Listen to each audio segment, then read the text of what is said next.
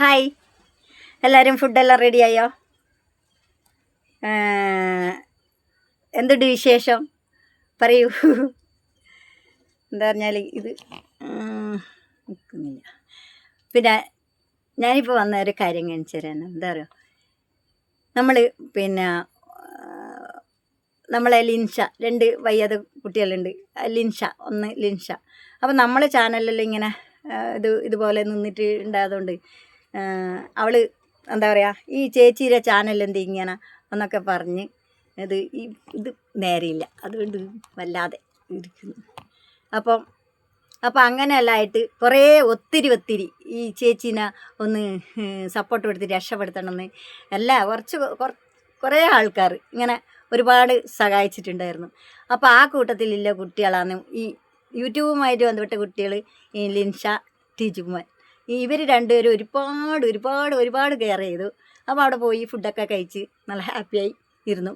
അപ്പോൾ നമ്മ ഫുഡെല്ലാം കഴിച്ച് ഓക്കെ. ഇവനെന്താ ഒരു പാട്ട് പാടുന്നല്ലേ, ദേവദാരു പൂത്തു എൻ മനസ്സിൻ താഴ്വരയിൽ നിതാന്തമാം തെളിമാനം പൂത്ത നിശീതിനിൽ ദേവദാരു പൂത്തു എൻ മനസ്സിൻ താഴ്വരയിൽ.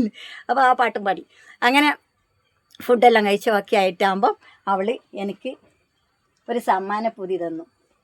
കണ്ടോ, എൻ്റെ കുഞ്ഞുമോക്ക് തരാൻ തോന്നിയ ചേച്ചി പോകുമ്പോൾ ഇതാ ചൂരിദാർ കണ്ടോ. ഇത് ലിൻഷ മോള് തന്ന ചൂരിദാറൊന്ന്.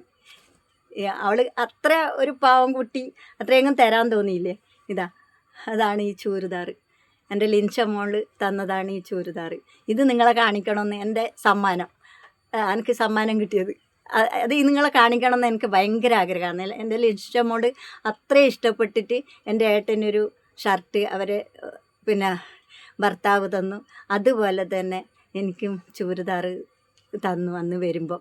അപ്പോൾ ഒത്തിരി കെയർ ചെയ്യുന്ന എൻ്റെ 2 അവളെ ഭർത്താവും അതുപോലെ ടിജുമോനും എൻ്റെ ലിൻഷക്കുട്ടിക്കും ഞാൻ എന്താണോ എഴുത്തേക്കാണോ എത്തിയതെന്ന് അത്ര എത്തിച്ചു തന്നത് എൻ്റെ ടിജുമോനും ലിൻഷക്കുട്ടിയാണ്.